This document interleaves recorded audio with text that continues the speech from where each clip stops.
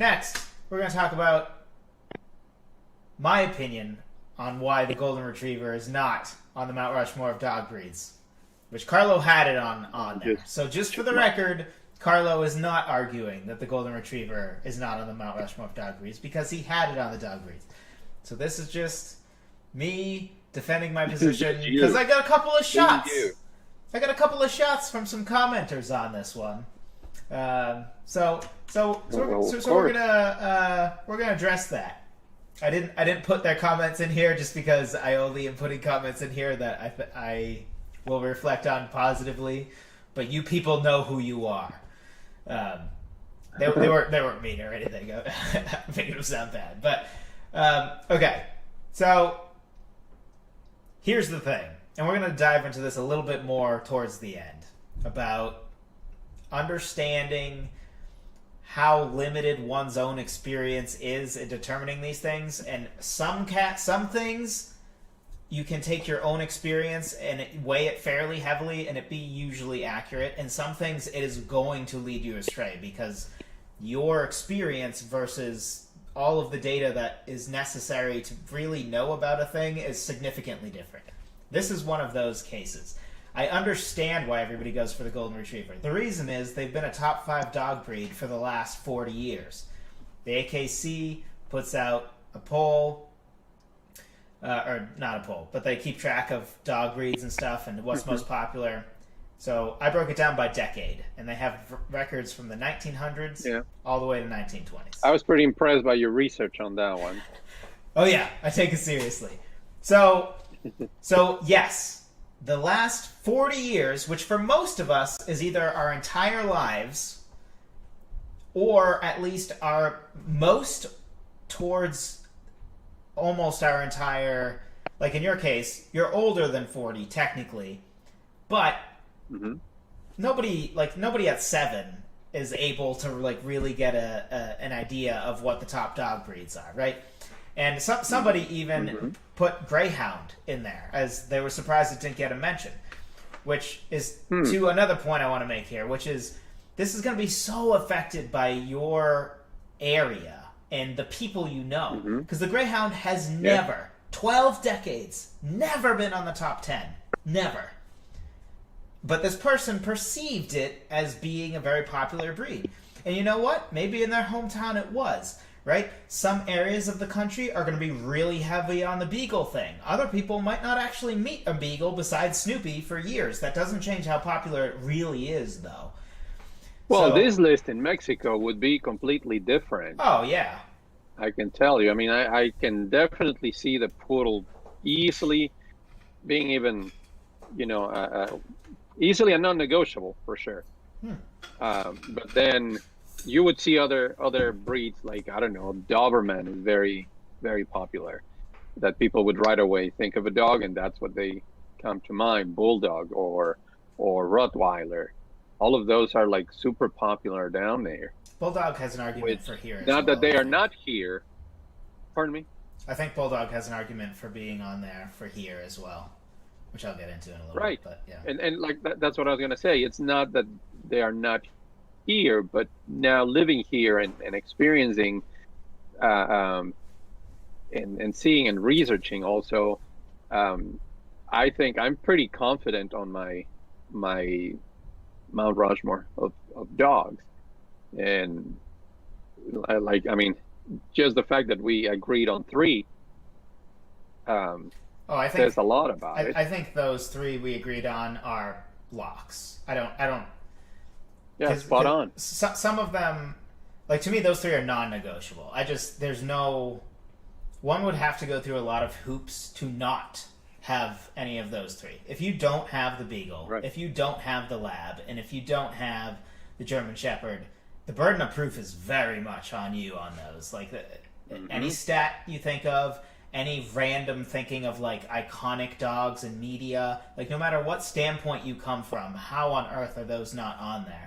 Like burden of proof is on that person for sure. And I also understand that the burden of proof is on me when it comes to the Golden Retriever, which is why I'm having this segment.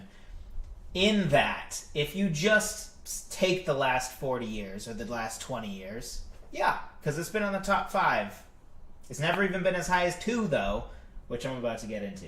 So here's the thing. There's 7 different breeds that have been number 1 in a decade. The Golden Retriever is not one of them. There's 7. And Mount Rushmore only has 4. And you might say, well, it doesn't need to ever hit number 1. And I'd say, yeah, I agree. But another thing to look at is, okay, what about top 10? The Cocker Spaniel, top 10, 10 out of the 12 decades. The Dachshund, 7 times. Poodle, 7 times, which Poodle was my pick. Collie, 7 times. Boston Terrier, 6 times. Pekingese, 5 times, which is 1 more time than the Golden Retriever. Now, granted, the Pekingese peaked at number 4, and their other ones were like 8 and 9. So they were worse showings than the Golden Retriever, who admittedly, they've been not only top 10, but top 5 all 4 of the most recent decades. Bulldog also 4 times for the record. And then, for what it's worth, Boxer, Chow Chow, and Minister Schnauzer were the other ones I found that were on the top 10 at least 3 times. So, the reason I think that it just can't... Do you see the Shar-Pei in that list? I don't think it came up. I don't think Out it of came curiosity. up. But, so the Lab has been number 1 3 times. Which is why, despite the fact that it also is a fairly modern popular breed, like it wasn't... I think it didn't hit the top 10 at all until the 70s, I think it was, or the 80s. But it's been number 1 since. So it's kind of like the Marvel cinematic universe of movie franchises, in that it's so dominant now that even though it wasn't that popular before, I'll give it a pass because it's unbelievably dominant now and has been number 1 the most times of any breed. Boston Terrier, 2 times. I didn't pick it, though, because, again, I thought there needed to be a balance, right? Like, if you were just number 1 twice and then you're just kind of meh the rest of the way, or you don't have many iconic things in media... It's not like the Beagle, right? Like, there's a million iconic Beagles out there, from Snoopy to Underdog. Like, there's a bunch of them. And then Poodle, twice hit number 1. Collie hit number 1. German Shepherd hit number 1. And Beagle hit number 1. So, actually, all of my picks were number 1 at least once. But my main thing is... But not Golden Retriever. The Golden Retriever has never been 1. It's never even been number 2. It's been top 5 4 times, which is... good. I just don't think it's Mount Rushmore impressive, considering we could fill the Mount Rushmore.